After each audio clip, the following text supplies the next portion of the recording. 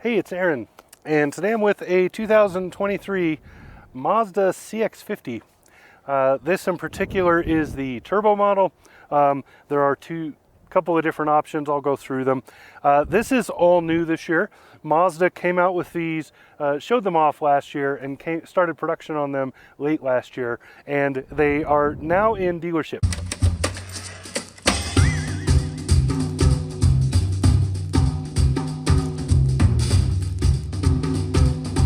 So this is, it's confusing, but they've done this before. The CX-30, if you remember that one, launched 3 years ago.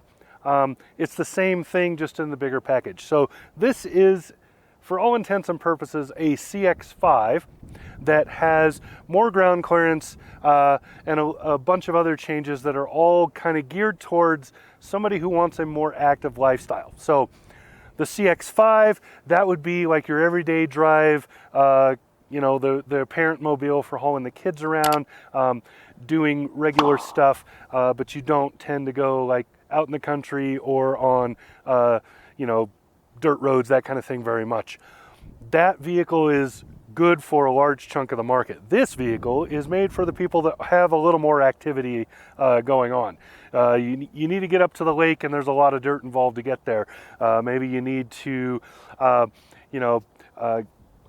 to the farm or something like that. You do a lot more off-roading, or you live in a climate like this where it snows in heaps, which this is actually pretty good at. We've had a lot of snow this week. I've driven this for this week in it, and it's done really great. So, that's kind of the market they're aiming for. Differences are mainly in the appearance, some of the ruggedness, and a little bit of the interior, but mostly out here. So you're going to see it has a little higher height. The CX-50 has over 8 inches of clearance, depending on the package you get. Could be 8.3, could be 8.6, depending on which trim level you go with. But there you go, it's over 8 inches no matter what. You're pretty much on par with most Subaru models at that point with this. The other thing it has is 2 different engines. There is a 2.5 liter 4-cylinder that powers most of the lower trim levels. And then you can get the turbo model, which is that same engine boosted, and you add, I think it's 80 or 90 horsepower to that number. Much better drive, by the way. I would much rather have this turbo. The 2.5 in this, I don't know because I haven't driven it, but in the CX-5, it's a boring, unresponsive engine. Not a whole lot going on. You really kind of want this turbo. So, all right, let's talk about design a little bit, and then we'll go over some features. Let's just get to it. I'll make the explanations as I do it.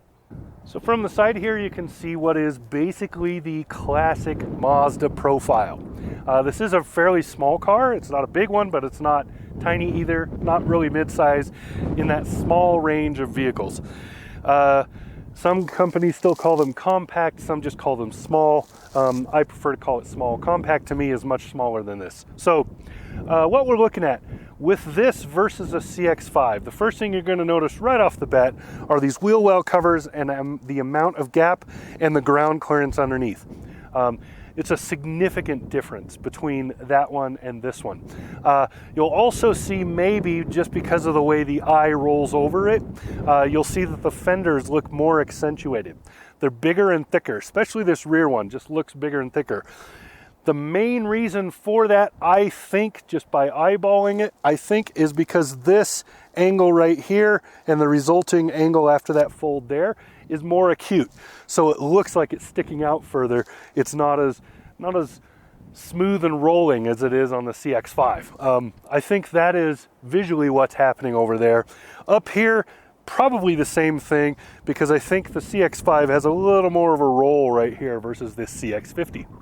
Other than that, they are mostly the same. There's not a whole ton of difference. Wheels are about the same in terms of size and options. Most of the greenhouse and the bodywork, which is extremely simple. It's all just bone lines to make a couple of bends and moves through there.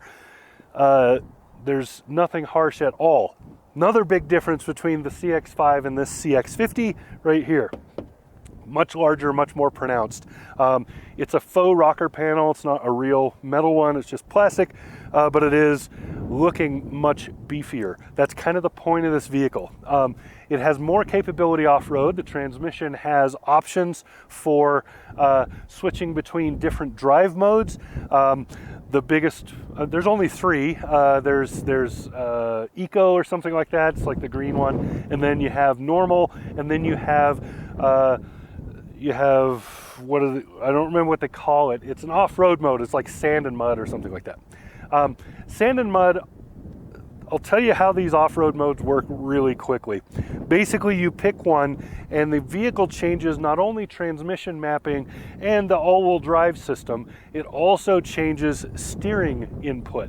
So when you go into that off-road mode, steering takes much more effort on your part because everything you do needs to translate into movement on the car, and it's reminding you that you are in control off the road. So it's just heavier.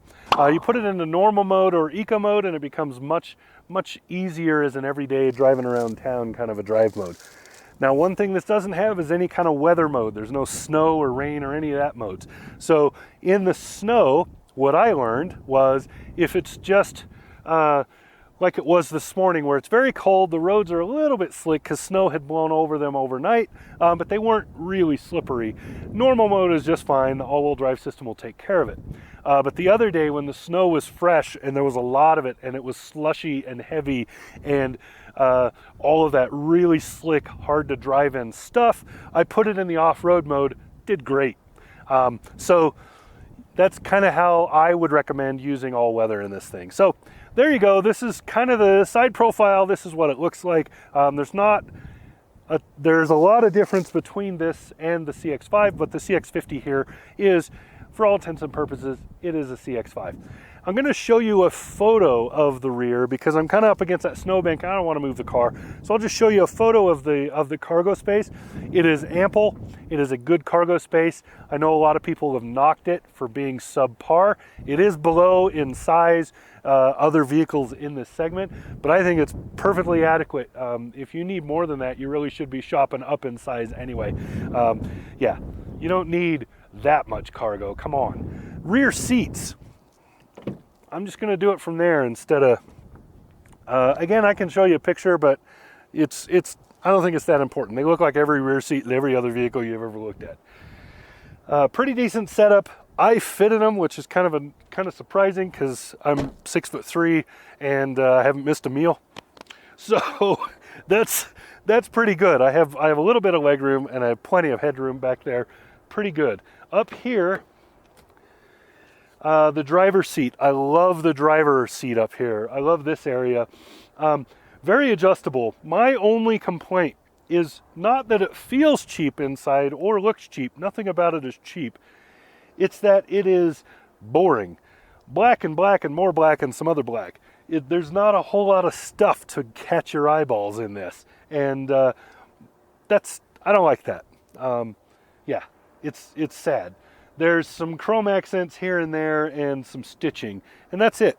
Really wish that they had maybe two-toned the coloring or just a little something, right?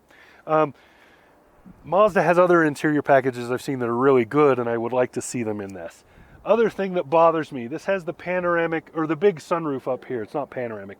This big sunroof starts here, ends here, glass that can move over that glass. That's how it works.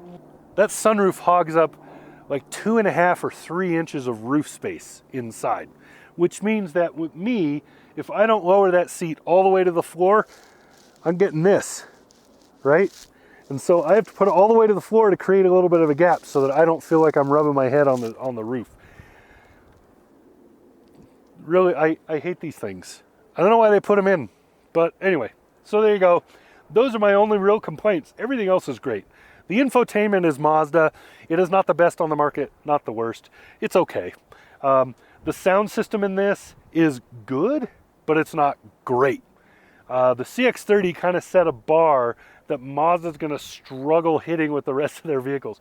Because the CX-30 with the Bose package, the Bose upgrade package that this has, The CX-30 with that package, it is a stereo with 4 wheels on it. It is beauty. It's like sitting in a concert hall or wearing headphones driving down the street in that car. This car, not so much. There's more space to fill, so it just needs better tuning, or the speakers need to be a different size or something. I don't know what it is, but it's not quite as good. It's not terrible, it's just not quite as good. Mazda set a pretty high bar with the CX-30. CX-50 here, not quite hitting that bar as far as the audio goes. Otherwise, drive quality is awesome. Every Mazda is good to drive. Mazda does not make a bad vehicle, so this isn't bad. Everything about this is a good vehicle. Not a huge fan of this color. I don't really like the white colors, but you know, some people do. You can get this in a bunch of great colors. The signature Mazda red color, of course. There's a beautiful blue. There's a black, I believe, and this one. And there might be some others, but those are the ones I'm remembering. So, wonderful vehicle to drive, just about the right size for a whole lot of people. And then you get the extra off-road capability and ruggedness that comes with the CX-50 over that CX-5. Price-wise, a little bit more than the CX-5, but not by too much. So still pretty competitive there.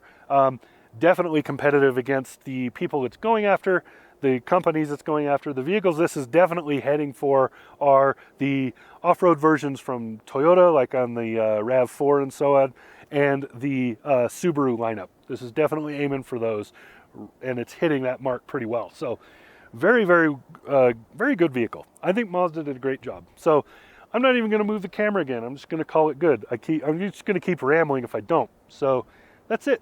That's what I got. 2023 Mazda CX-50. This has been Aaron. Talk to you again soon. Subscribe.